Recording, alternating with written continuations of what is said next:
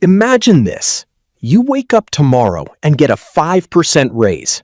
Sounds great. Your paycheck is bigger. You feel richer. But then you go to the grocery store. Your rent is higher. Your insurance costs more. Your electricity bill is higher. And somehow, you don't feel richer at all. So where did your raise go? Here's the uncomfortable part. Sometimes you don't need to earn less money to become poorer. Your money simply needs to lose purchasing power. And government policies can play a major role in that process. Through taxes, spending, debt, and monetary policy. This doesn't mean the government is secretly taking money from your bank account. It's more complicated than that. And once you understand how the system works, you'll start looking at your paycheck completely differently.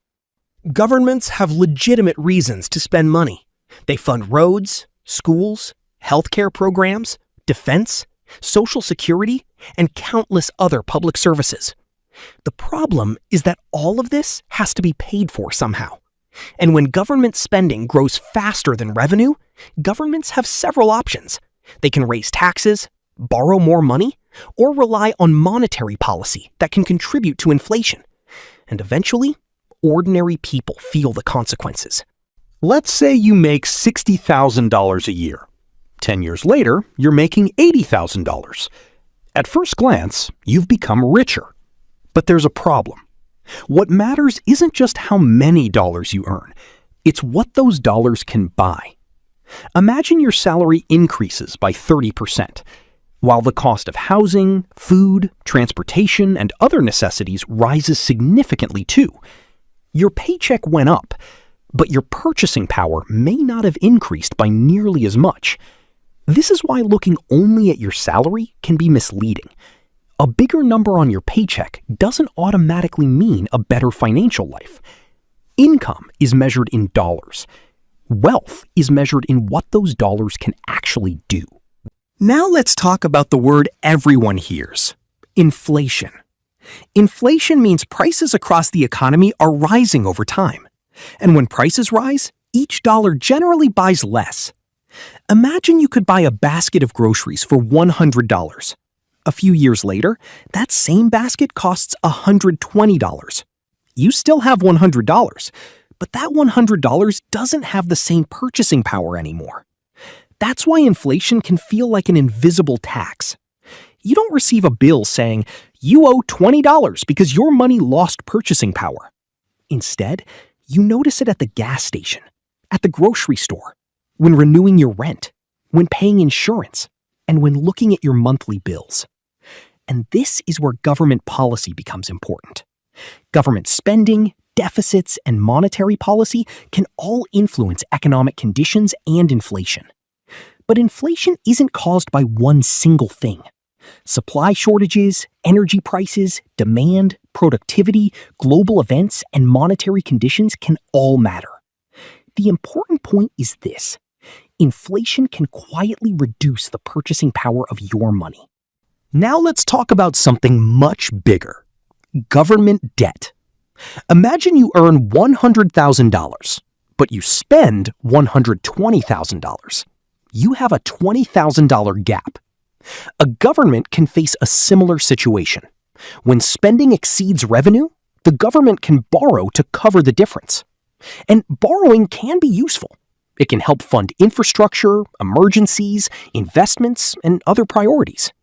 But borrowing isn't free. Someone eventually has to finance that debt. And as debt grows, interest payments can consume more of the government's budget. That creates a difficult question.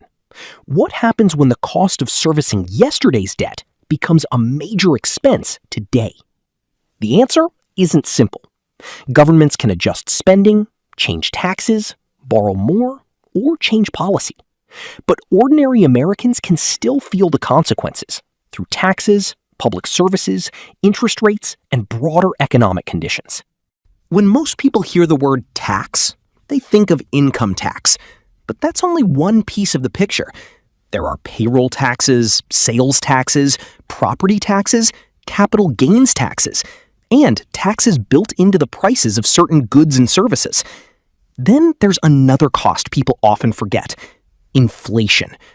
If your savings earn 2%, but prices rise faster than that, your money can lose purchasing power, even though your account balance is increasing. That's why financial decisions can't be based only on the number in your bank account. You need to think about after-tax returns, inflation-adjusted returns, and your actual purchasing power. Because earning $1,000 isn't the same as keeping $1,000. And keeping $1,000 isn't the same as being able to buy $1,000 worth of goods. Now put everything together. Housing becomes more expensive. Healthcare costs rise. Insurance premiums increase. Food costs more. Taxes take a portion of your income. And your savings may struggle to keep pace with inflation. You might get a raise, but still feel like you're falling behind. That's one reason the middle class can feel squeezed. And here's the important distinction.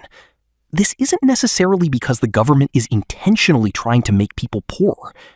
Governments make policies for many different reasons. But policies can have unintended consequences. A policy designed to stimulate the economy can contribute to inflationary pressure. A tax policy can change incentives. Large deficits can increase borrowing needs. Regulations can increase or decrease costs depending on the situation. The economy is interconnected. And sometimes, the people who feel the consequences aren't the people who made the decision. You can't control government policy. You can't control inflation. And you certainly can't control every economic event. But you can control how you respond. First, don't keep all of your long-term wealth in cash. Cash is useful for emergencies and short-term needs. But long-term wealth usually requires assets that have the potential to grow over time. Second, understand taxes. Know how your income is taxed. Understand retirement accounts. Understand capital gains. And know what you're actually keeping after taxes. Third, avoid unnecessary high-interest debt. When inflation and interest rates are high, expensive debt can become especially painful. And finally, focus on purchasing power, not just income. Because a $100,000 salary doesn't mean much if your expenses consume most of it. So, is the government secretly trying to make you poor? Not necessarily. The reality is much more complicated. But government spending, taxation, debt, and economic policy can affect the value of your money and the cost of living. And if you don't understand those forces, you can slowly lose purchasing power without even realizing what's happening. The biggest financial mistake isn't paying attention to your paycheck. It's paying attention to your paycheck while ignoring what your money can actually buy. So the next time you get a raise, don't just ask, how much more am I making? Ask, am I actually getting richer? Because those two things are not always the same. Subscribe for more videos breaking down money, debt, inflation, banking, and the hidden mechanics of the American economy.